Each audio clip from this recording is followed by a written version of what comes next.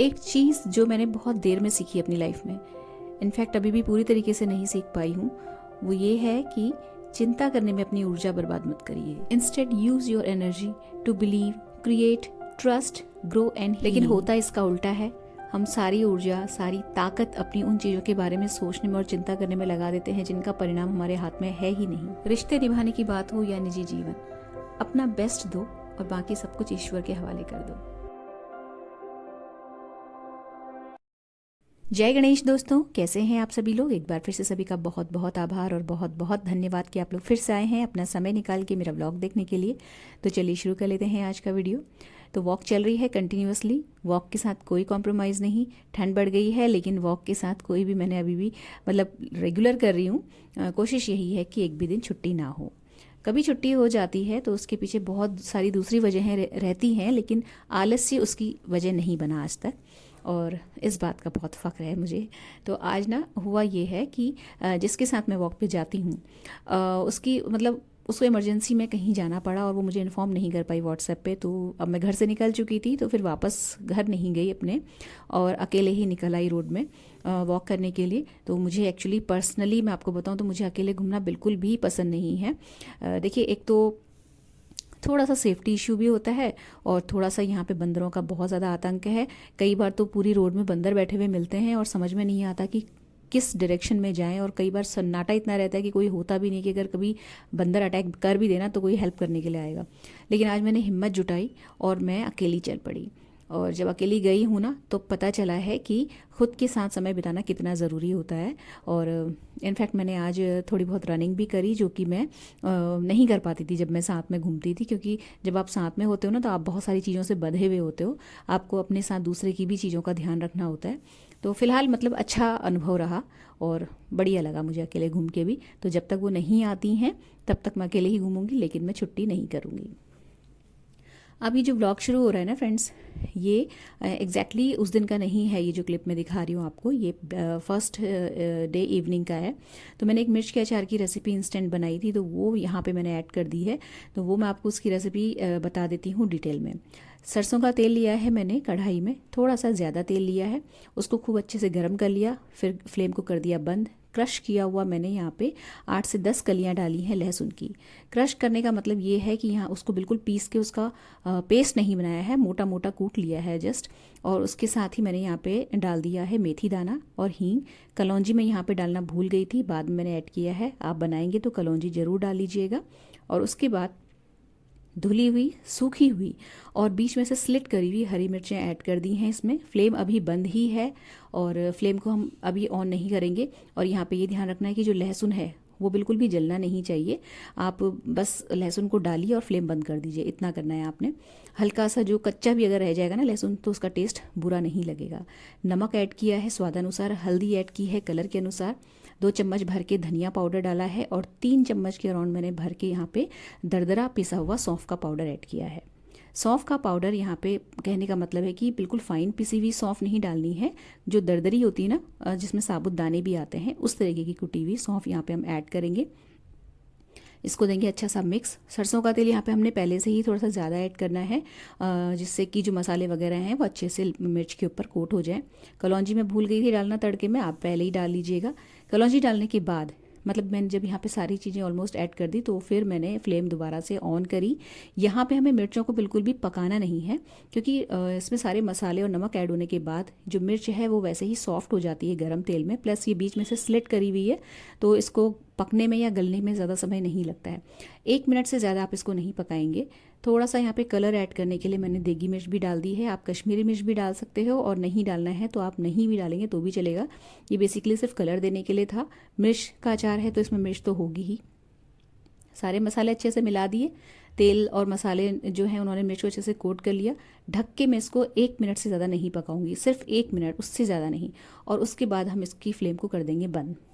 इसको छौंकते समय बहुत ज़्यादा खराश होती है, तो ध्यान रखिएगा। घर में अगर कोई बुज़ुर्ग है या कोई बच्चे हैं जिनको गले में कोई प्रॉब्लम है तो थोड़ा सा ध्यान रखना है आपको। कोशिश कीजिएगा कि खुद के मुंह पे भी कपड़ा वपड़ा बांध लीजिए और इसको बार बार ढक्कन को नहीं खोलिएगा। जब आपने इसको 1 मिनट धीमी आंच में रखने के बाद इसकी फ्लेम को बंद कर दिया, आप इसका ढक्कन नहीं खोलेंगे। थोड़ी देर के बाद जब इसकी जो भाप है या जिसका जो खराश है वो थोड़ी सी कम हो जाती है, देन आप ढक्कन थोड़ी देर के लिए उठाएंगे और इसमें यहाँ पे अमचूर पाउडर ऐड कर देंगे। तो मैंने यहाँ पे ना आधी चम्मच से थोड़ा कम अमचूर पाउडर ऐड किया, जो कि कम हो गया था। आधी चम्मच इसमें करेक्ट डालती तो बिल्कुल सही रहता, तो मैंने बाद में फिर ऊपर से बॉटल में से खाली करके दोबारा से अमचूर पाउडर मुझे ऐड करना पड़ा। हल्का सा अगर आपको यहाँ पे मीठा सा थोड़ा सा फ्लेवर देना है, तो खट्टा मीठा सा, तो आप थोड़ी सी चीनी ऐड कर दीजिएगा। वैसे मैंने नहीं करी थी क्योंकि मुझे ये ऐसे ही पसंद है। बस इसको अब हम ठंडा करके कहीं किसी भी जार में या बर्तन में, जो भी आपके पास खाली है साफ़ सूखा हुआ, उसमें भर लेंगे। ये इंस्टेंट अचार है, तो इसको आप ये मत सोचिएगा कि बाहर रख के सालों चलेगा, फ्रिज में रखना है इसे। अगर आपने बहुत थोड़ा सा बनाया है जो कि 2-3 दिन में या 2 दिन में ख़त्म होने वाला है, तो आप उसको बाहर भी रख सकते हैं इस मौसम में। अदरवाइज़ ये बाहर नहीं रहेगा, फ्रिज में रहेगा। तो यहाँ पे ये कर दिया जी हमने खाली, कांच की बोतल में भर दिया। और स्टफ़ पराठों के साथ अगर आप इसको खाते हैं तो इस बात की गारंटी मैं लेती हूँ कि आपको किसी भी सब्जी, रायते या दही की ज़रूरत या बटर की ज़रूरत नहीं पड़ने वाली है, इतना यम्मी होता है। आ जाते हैं जी अपने अगले नेक्स्ट डे के ब्लॉग में। तो यहाँ पे ना बहुत मेरे ख्याल से 10-15 दिन पहले मैंने मूली के पराठों के साथ मूली का कस भी बनाया था। मूली का कस कहने का मतलब है यहाँ पे मूली का एक तरीके का सैलेड। तो उसकी रेसिपी नहीं शेयर की थी, तो आज मैं शेयर कर रही हूँ। तो यहाँ पे मैंने 2 बड़ी मूलियों को ग्रेट कर लिया है। ये दोनों मूलियाँ जो हैं आधी आधी करूँगी मैं बाद में, मूली के पराठे के लिए और मूली का जो कस बनाऊँगी उसके लिए। तो इसके लिए क्या करना है, जैसे नॉर्मली जो स्टफ़ पराठे होते हैं उनका मैं हमेशा आटा पहले लगाती हूँ और बाद में स्टफिंग रेडी करती हूँ। लेकिन मूली के पराठे बनाते समय मैं हमेशा पहले स्टफिंग रेडी करती हूँ, देन आटा लगाती हूँ। कारण ये है कि जो मूली निचोड़ते हैं हम, इसके बाद जो उसका जूस निकलता है उसको मैं आटा गूँदने में यूज़ कर लेती हूँ, सिर्फ इस वजह से। तो जो मूलियाँ मैंने ग्रेट की थी ना, 2 बड़ी मूलियाँ, उनको पहले मैंने ग्रेट किया, देन उसका जो एक्सेस जो उसमें जूस था वो निचोड़ के थोड़ा सा इसको इस तरीके से हाथ से खोल सा ले रही हूँ मैं। और ये जो जूस है इसको खाली कर देंगे कटोरी में, और ये बाद में आटा गूंदने के काम आएगा। और ये जो मूली हमने ग्रेट करी हुई है इसको मैं अभी फ़िलहाल 2 पार्ट में डिवाइड करूँगी। एक में बनाऊँगी मूली के पराठे की स्टफिंग और दूसरे में बनेगा मूली का कस। तो आज ना छुट्टी थी, एक्चुअली थर्सडे था और थर्सडे को हमारी शॉप रहती है बंद। तो एक तरीके से हॉलीडे ही समझ लीजिए। कई बार थोड़ी देर के लिए, कुछ घंटों के लिए शॉप खुलती भी है तो फिर मैं नहीं जाती, सिर्फ हस्बैंड जाते हैं। तो आज का दिन थोड़ा सा रिलैक्सिंग दिन रहता है। लेकिन ये जो थर्सडे गया है इतना ज़बरदस्त बिजी गया है, मतलब मैं सही बताऊँ आपको तो बिल्कुल भी नहीं बैठ पाई आज के दिन। क्या क्या हुआ है वो मैं आगे ब्लॉग में शेयर करूँगी। तो फिलहाल मैंने यहाँ पे 3 से 4 हरी मिर्च जो थी उनको बिल्कुल महीन महीन काटा और दोनों ही जगह ऐड कर दिया है अलग अलग। तो जो थाली है उसमें सैलेड बनेगा मूली का, परात में बनेगी स्टफिंग। तो ये जो नमक है ये सैलेड में जाएगा। मैं स्टफिंग में नहीं डालती नमक, कई लोग डालते हैं, मैं आटे में डालती हूँ नमक मूली के पराठों के लिए, इसमें नहीं डालती। तो ये जो हल्दी है वो भी मैंने मूली के कस वाली थाली में डाली है। तो उसमें कुल मिला के हरी मिर्च गई है, नमक, हल्दी और यहाँ पे थोड़ी सी मैं चीनी ऐड कर रही हूँ। इसके बाद इसमें जाएगा नींबू का रस। तो यहाँ पे ना मेरे पास हरा धनिया नहीं था। अगर इसमें हरा धनिया डल जाता है किसी भी स्टफिंग में या इस वाले सैलेड में, तो ये जो सैलेड है ना इसकी रंगत ही बदल जाती है, मतलब फ्लेवर, टेक्सचर, कलर सब कुछ बहुत बेहतरीन आता है। बट मेरे पास नहीं था तो मैंने नहीं डाला है। अगर आपके पास हो तो ज़रूर डालिएगा। बस इतना ही मिलाना है इसमें। आप यहाँ पे इसके बाद एडिशनली आप इसमें थोड़ा सा अदरक वदरक डाल सकते हो, बट मैंने कभी डाली नहीं है। वैसे अगर आप डालेंगे तो अच्छा ही होगा। मैं जैसे मैं बनाती हूँ सिर्फ वैसे आपके साथ शेयर कर रही हूँ। तो बस ये मूली का कस यहाँ पे रेडी हो गया। थोड़ा सा पानी ये और छोड़ेगा क्योंकि इसमें हमने नमक मिलाया है, बट वो चलता है उतना पानी क्योंकि हमने जो इसका बहुत ज़्यादा एक्सेस वाटर था वो ऑलरेडी निचोड़ लिया है। थोड़ा सा ही चटपटा अच्छा लगता है तो मैंने इसमें थोड़ी सी हरी मिर्च अलग से और काटी। स्टफिंग में मैंने कम रखी है, इसमें थोड़ी सी ज़्यादा मिला दी है। और ये जो कस है ये हमारे घर में मुझे बहुत पसंद है, मेरी मदर इन लॉ को पसंद है और मेरी सिस्टर इन लॉ को बहुत पसंद है। हम 3 ही खाते हैं, इसके हमारे अलावा और कोई नहीं खाता। तो ये 2 पार्ट्स में डिवाइड होगा। थोड़ा मैं रखूँगी अपने लिए और एक कटोरी में अलग रखूँगी उनके लिए। और ये रोटी चपाती के साथ ही वो लोग खाते हैं ना, तो मॉर्निंग में ब्रेकफास्ट में रोटी चपाती ही खाई जाती है हम लोग के घर में। तो थोड़ा जो मतलब मैं उनके हिस्से का निकालूंगी वो अभी इसी वक्त दे आती हूँ जब मैं ये वाला सैलेड रेडी करती हूँ मॉर्निंग के टाइम पे, क्योंकि फिर दोपहर में दाल चावल बनते हैं, राइस बनता है, तो उसके साथ ये उतना मज़ेदार नहीं होता है। तो वो बन गया, रेडी हो गया, उनको 2 कटोरी में कर लिया मैंने। अब मूली की स्टफिंग में मैंने सिर्फ हरी मिर्च ऐड की थी और अब मैं यहाँ पे ढेर सारा अदरक ग्रेट करके डालती हूँ। बस इसके अलावा मैं मूली की पराठों की स्टफिंग में और कुछ भी ऐड नहीं करती। अगर आप लोग मूली के पराठों की स्टफिंग में प्याज वगैरह ऐड करते हैं या कुछ और चीज़ें, तो आप ना एक बार सिर्फ इस तरीके से बना के देखिएगा, आपको बहुत बढ़िया फ्लेवर आने वाला है। बस मेरा यहाँ पे हरा धनिया मिस हो गया था। हरा धनिया अगर आपके पास हो तो खूब ढेर सारा हरा धनिया यहाँ पे ज़रूर डालिएगा। तो मतलब बहुत बढ़िया, बहुत बेसिक सा फ्लेवर आता है मूली के पराठों में, जो कि बहुत यमी लगता है। तो ये जो स्टफिंग है इसको हमने एक डब्बे में कर दिया खाली। अब इसी परात में मैंने आटा छाना, और जैसे नॉर्मल स्टफिंग वाले पराठों का आटा लगता है, ढीला ढीला सा, थोड़ा सॉफ्ट सॉफ्ट सा, कुछ उस तरीके का आटा इसका भी मैं लगा लूँगी।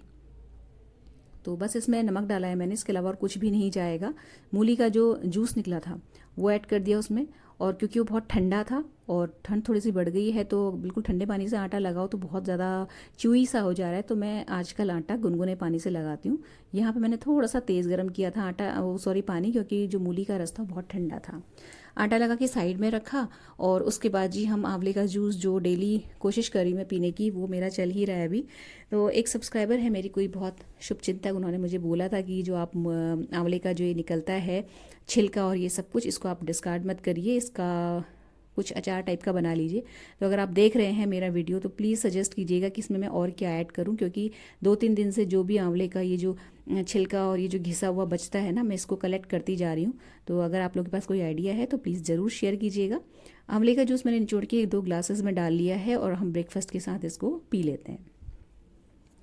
दोपहर की लंच के लिए बन रही है जी तहरी। तो वेजिटेबल तहरी सभी बनाते होंगे, आजकल ठंड में तहरी खाने का मज़ा ही और है, खूब सारी सब्जियां डाल के। मुझे बहुत अच्छी लगती है तहरी। मैं लंच में अगर तहरी बनती है तो लंच ज़रूर करती हूँ, और अगर किसी वजह से पेट भरा भी होगा ना तो मैं रात के लिए बचा देती हूँ, लेकिन मुझे बहुत अच्छी लगती है तहरी। खूब सारी सब्जियाँ हों इसमें, मतलब आधा चावल हो आधी ही सब्जियाँ हो तो मज़ा आता है।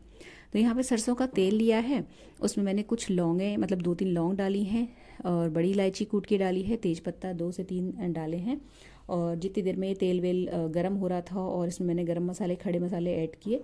जो मटर और गोभी मेरी पहले से तैयार थी, मतलब मटर छिली हुई थी, गोभी की जो फूल थे वो भी कटे हुए धुले हुए रखे थे, बस मुझे गाजर काटनी थी तो वो मैंने कट करके साइड में रख ली है।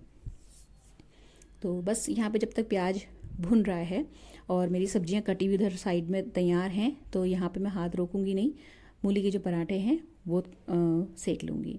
तो साइड मतलब एक साथ मेरा लंच और ब्रेकफास्ट तैयार हो जाएगा। तो एक्चुअली है क्या कि वैसे तो आज छुट्टी है तो मैं थोड़ा आराम से भी करती तो भी चलता, बट आज ना हम लोग की टू डू लिस्ट में था जो हमारा गद्दा है उसको धुनवाना। तो हम लोग जिस गद्दे में सोते हैं ना, वो नॉर्मल जो डनलप वाले गद्दे होते हैं उस तरीके का नहीं है, रुई के गद्दे में हम लोग सोते हैं। तो रुई के गद्दे को बीच बीच में धुनवाना पड़ता है, साल 2 साल में 3 साल में एक बार, तो वो बहुत टाइम से नहीं धुना हुआ है। तो मेरे हस्बैंड उस गद्दे की रुई निकाल रहे हैं, उसके टाँके वगैरह खोल रहे हैं, तो मुझे वहाँ हाथ बटाना है, इसलिए मैं थोड़ा जल्दी जल्दी कर रही हूँ कि मतलब ये काम एक साथ निपटे तो फिर उसमें जाके लगूँ मैं, क्योंकि मतलब हो जाता है, आप गद्दा पूरा खोलते हो, देन उसकी रुई, उसके टाँके काटना, उसकी रुई निकालना, फिर वो भरने जाएगा, मतलब उसको हम धुनवाने देंगे, उससे पहले जो खोल निकला है यानी कि जो कवर निकला है उसको भी धोया जाएगा। तो इसलिए मैं यहाँ पे लंच थोड़ा जल्दी बना रही हूँ। तो बस ये जो प्याज भुन गया था तो उसमें फिर मैंने डाल दीजिए गोभी, मटर और गाजर। अगर यहाँ पे मेरे पास सब्जियाँ कम होती या नहीं होती तो मैं यहाँ पे एक आलू भी बड़ा वाला जो है काट के डालती, बट सब्जियाँ काफ़ी हैं, सफिशिएंट हैं सब्जियाँ, तो मैं यहाँ पे आलू नहीं डालूँगी, और ना ही मैं जो ये सोयाबीन की बड़ियाँ होती हैं वो डालूँगी, क्योंकि यहाँ पे सब्जियाँ अच्छी खासी मात्रा में हैं। चावल भिगो के साइड में रख दिए हैं, सब्जी जो है वो भुनने के लिए मैंने धीमी आंच में छोड़ दी। पराठे सिक गए, हस्बैंड तो खा के चले गए थे अपना गद्दे का काम करने के लिए, और मैं आ गई यहाँ पे अपना ब्रेकफास्ट करने के लिए। तो ये जो जूस आंवले का आजकल हम लोग डेली कंज्यूम कर रहे हैं ना, बहुत ही रिफ़्रेशिंग होता है। अगर आप इसका छिलका खा सकते हो तो साबुत खा लो, तो उससे अच्छा तो और कुछ भी नहीं है, बट मुझे आंवले के छिलके से थोड़ा सा गले में प्रॉब्लम होती है, तो मैं नहीं उसको खा पाती, इसलिए मुझे इस तरीके से इसका जूस निकालना पड़ता है और उसको अलग करना पड़ता है जो उसका छिलका है। तो बस फिर यहाँ पे मैंने ब्रेकफास्ट किया, और ये जो स्टफ़ अचार लास्ट इवनिंग बनाया था वो बढ़िया काम कर रहा है। यहाँ पे दही निकाला है मैंने, लेकिन सीरियसली आपको बताऊँ दही की बिल्कुल ज़रूरत नहीं पड़ती है। साइड में पूरा का पूरा कटोरी उठा के मैंने साइड में रख दिया था, दही खाया ही नहीं था। तो उसके बाद जी बस जो ये अपनी सब्जी वगैरह भुन गई ना, तो फिर मैंने जो कुकर था उसको नीचे उतारा, और पहले जो प्लेटफॉर्म है और गैस का जो कुक टॉप है इसको अच्छे से वाइप कर लिया, और अब इसमें जो है धुले हुए जो चावल मैंने रखे हुए हैं वो ऐड कर दूंगी, पानी डाल दूंगी जितना चाहिए, और बस उसके बाद ये तहरी जो है इसमें सिर्फ सीटी लगाने का काम रह जाएगा, जो कि मैं 1:30 या 1:45 बजे के अराउंड लगा दूंगी। तो जितने चावल डाले थे उतना ही पानी नॉर्मली मैं डालती हूँ, क्योंकि आप बिल्कुल कम कर दो ना तो थोड़ी सी खिली खिली तो बनती है जो तहरी है, लेकिन फिर गले में लगती है। और ख़ास तौर से जो घर के बूढ़े बुजुर्ग होते हैं इन लोगों को गले में लगने वाली चीज़ जल्दी रास नहीं आती। तो जैसे मेरी मदर इन लॉ हैं, वो बहुत ज़्यादा ड्राई अगर हो जाती है तहरी या खिचड़ी किसी भी तरीके का पुलाव वगैरह, तो वो नहीं खा पाती हैं। तो हल्का सा मैं अपनी जो ये तहरी है उसको थोड़ा सा गीला साइड में ज़्यादा रखती हूँ। तो अगर इसमें जितना चावल है उससे थोड़ा कम पानी डाला जाए तो ये बिल्कुल बेस्ट बनती है। मतलब कहना चाहिए बिल्कुल खिली खिली सी, क्योंकि जो सब्जियां हैं, इतनी सारी सब्जियां हैं, सारी सब्जियां अपना रस छोड़ती हैं, तो वो बैलेंस हो जाता है थोड़ा जो हमने कम पानी डाला। लेकिन यहाँ पे मैं थोड़ी सी गीली बनाती हूँ। और इसके साथ ही बनेगा बथुए का रायता भी। तो यहाँ पे ना मैंने इस बस प्रेशर कुकर मैं ढक्कन लगा के छोड़ दिया। और इतने में जो मेरे हस्बैंड थे वो निकाल चुके थे पूरी रुई, और रुई को बांध के उन्होंने रख दिया था। तो मैंने बस थोड़ा सा गुनगुने से तेज़ गर्म पानी में डिटर्जेंट पाउडर डाला, और ये जो खोल है यानी कि जो कवर है गद्दे का, इसको डिप करके छोड़ दिया। तो ये थोड़ी देर 15-20 मिनट तक डूबा रहेगा। उसके बाद मैं इसको अच्छे से रगड़ के धो दूंगी और इसको डालूंगी छत पे। तो अभी तक भी मैं लॉन्ड्री वाले कपड़े उठा के इसीलिए नहीं लेके आई थी, जबकि 2:30 बजे का टाइम ऑलमोस्ट इस वक्त तक हो चुका था। इसीलिए नहीं लाई थी क्योंकि मुझे इसे डालने के लिए जाना था, और फिर मैं इसके साथ ही वो कपड़े भी ले आऊँगी। यहाँ पर उन्होंने, मेरे हस्बैंड ने, ये बांध बूंद के पूरा अच्छे से रख दिया है। जो एक्स्ट्रा रुई थी वो इन पॉलीथीन्स में आके रख दी है। 2:25 का टाइम यहाँ पे हो गया था, तो नॉर्मल डिनर से थोड़ा सा लेट हो गया लंच। इतने में जो ये कुकर था इसमें प्रेशर आ गया, तो ये बन गई जी हमारी तहरी। देखिए इतनी खिली खिली बनी है अभी भी, बट ये इतनी ड्राई नहीं है जितनी की ये दिख रही है। चावल अलग अलग रहते हैं बहुत बढ़िया से, क्योंकि अच्छे से भुनी हुई हैं सब्जियां भी और चावल भी ऑयल में, तो बढ़िया बन जाती है और बड़ी फ्लेवरफुल बनती है सब्जियों के साथ। तो इसके बाद जो है, आज मेरे पास बथुआ जो है थोड़ा सा पिसा हुआ रखा हुआ है। अदरवाइज़ हम लोग इसको प्लेन दही के साथ ही खाते हैं। अगर चटनी बन गई, चटनी बनाने का सामान है घर में और समय है, तो चटनी बन जाती है। अदरवाइज़ दही या मट्ठे के साथ ये बढ़िया काम करती है। तो पहले मैंने ये जो तहरी है ये निकाल दी अपनी मदर इन लॉ के लिए, और फिर इसमें जो प्रेशर कुकर है इसमें ढक्कन लगा दूंगी। तो जो ये अपना रायता है ना बथुए का, उसको बनाने में ज़्यादा समय नहीं लगने वाला है, क्योंकि बथुआ मेरे पास पिसा हुआ रखा है, दही भी मेरे पास पूरा का पूरा छना हुआ रखा है, मतलब ब्लेंड किया हुआ रखा है। तो सिंपली मुझे उसमें मिलाना था जस्ट, और उसके बाद मैंने इसमें नमक और हरी मिर्च डालनी है। तो जैसा कि मैंने लास्ट ब्लॉग में जब शेयर किया था ना बथुए का रायता आपके साथ, तो उसमें बताया था कि नमक नहीं डालते हैं, जब सर्व करो तभी डालो, नहीं तो इसका जो कलर है वो चेंज हो जाता है बहुत जल्दी। इसका जो ये कलर है ना बड़ा अच्छा सा सुंदर सा हरा हरा, ये काफ़ी देर तक बना रहता है अगर आप इसमें नमक नहीं डालेंगे। अब आपने अभी रायता बनाया और आप नमक नहीं डाल रहे हो और शाम को खाओगे तब तो इसका कलर चेंज हो जाएगा, लेकिन काफ़ी देर तक फिर भी हरा बना रहता है। तो मैंने सिर्फ अपनी जो मदर इन लॉ है उनकी रायते में ही नमक थोड़ा सा ऐड किया, और बाकी जब हम लोग खाने लगेंगे तब डालेंगे, ये सोच के मैंने इसको वापस रख दिया। इसके बाद खाना पीना हुआ। इतने में जो है मेरे हस्बैंड ने वो गद्दा का जो खोल धोया था वो उसको धोने में लग गए। तो फिर जब वो धोने लगे तो फिर मैं थोड़ा सा फ्री हो गई, निश्चिंत हो गई। तो फिर मैं अपना खाने पीने का काम निपटाया, सब कुछ करा। गद्दे का जो कवर था वो छत पे फैला के आई, थोड़ा सा मशीन में मैंने उसे स्पिन कर लिया, और बाकी के कपड़े ला के तहा के थोड़ी देर किया रेस्ट। और रसोई छोड़ने से पहले उड़द की दाल भिगो दी मैंने, क्योंकि जब मैं खाना लगाने गई थी तो मेरी जो ननद हैं उनकी कल किटी है, और उनकी जो किटी पार्टी है उसमें 12-15 लेडीज़ आती हैं। तो मुझे उन्होंने बोला कि मैं दही बड़े बना दूं और सूप बना दूं। तो फिर जो है मैंने नीचे आके पहला काम यही किया सीधे, क्योंकि दही बड़े बनाने के लिए दाल प्रॉपर भीगी हुई होनी चाहिए, और भीगने के बाद भी जब उसको पीसते हैं ना, तो पीसने के बाद भी अगर थोड़ा सा रेस्ट मिल जाए दाल को तो बड़े बहुत अच्छे बनते हैं। तो फिर जब मैं नीचे आई हूँ तो कपड़े वगैरह लेके और डाल के उस गद्दे के कवर को फिर मैंने ये जो दाल थी वो भिगो दी थी। और हमने लंच नहीं किया है क्योंकि काफ़ी लेट हो गया था, ब्रेकफास्ट भी, और भूख भी नहीं लग रही थी। तो फिर मैंने एज इट इज़ छोड़ दिया, रायता फ्रिज में रख दिया, तहरी वाला जो कुकर है उसको ऐसे ही छोड़ दिया। अब हम इसको डिनर में निपटाएंगे। तो जब डिनर में खाएंगे ना तो फिर इसको गर्म करना ही पड़ेगा, इसलिए फिर मैंने इसे खाली नहीं किया। प्रेशर कुकर में हल्का सा धीमी आंच में रख दूंगी तो गर्म हो जाएगी हल्की हल्की आंच में। और ये फिर उसके बाद आधे पौने घंटे का रेस्ट हमने किया है।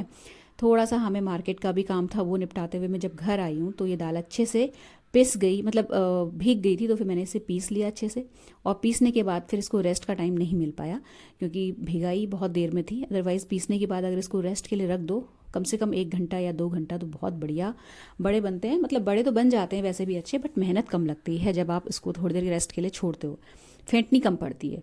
तो वही तरीका है, कोई भी आप चीज़ बना रहे हो और उसको फ्लफ़ी बनाना चाहते हो मतलब, तो उसको खूब अच्छे से फेंट लो और पानी में डाल के टेस्ट करना सबसे बेस्ट तरीका लगता है मुझे। आप पानी में थोड़ा सा उसको डालेंगे, दाल को या बेसन, जो भी चीज़ का आप बना रहे हो, पकौड़ी या बड़े वगैरह जो भी, तो वो पानी में फ्लोट करने लगता है ना। तो ये तरीका है देखने का कि आपकी जो दाल है बहुत अच्छे से फिट गई है, हल्की हो गई है, उसमें अच्छे से एयर आ गई है। ये एक काम ऐसा था जो मैं आज कर सकती थी, क्योंकि नेक्स्ट डे फिर वही सारे काम है, नाश्ता, लंच और कपड़े बर्तन सब कुछ वही है, सफाई वगैरह। तो अगले दिन के लिए मैं इस काम को नहीं टाल सकती थी। उन लोगों की लंच किटी है तो 1:30 बजे सारे गेस्ट आ जाएंगे, तो मुझे वैसे भी अगले दिन सूप बनाना था, और इतने सारे लोगों का सूप मैं पहली बार बनाऊंगी तो थोड़ा सा मुझे भी नर्वसनेस थी, इसलिए मैंने जो बड़े बनाने का काम है वो आज निपटा लिया। बाकी जो इसका काम होगा, दही फेंटना और वो सारी चीज़ें, वो तैयारियाँ जो हैं वो कल ही करूँगी मैं। सौंठ बनी हुई रखी है मेरे पास फ्रिज में, ये एक अच्छी चीज़ थी। तो बस मैंने आज सिर्फ बड़े बना लिए और उनको रख दिया। भिगोने का काम भी नेक्स्ट डे किया जाएगा। तो जो होगा, जैसा होगा, अगले व्लॉग में आपसे शेयर करूंगी। फिलहाल ये व्लॉग यहीं पर समाप्त होता है। अगर अच्छा लगा हो तो प्लीज़ वीडियो को लाइक शेयर ज़रूर कीजिएगा। चैनल को सब्सक्राइब करना बिल्कुल भी मत भूलिएगा और बेल आइकन प्रेस कर लीजिएगा। मिलते हैं अगले वीडियो में। Till then take care, stay healthy, happy and positive. Thank you.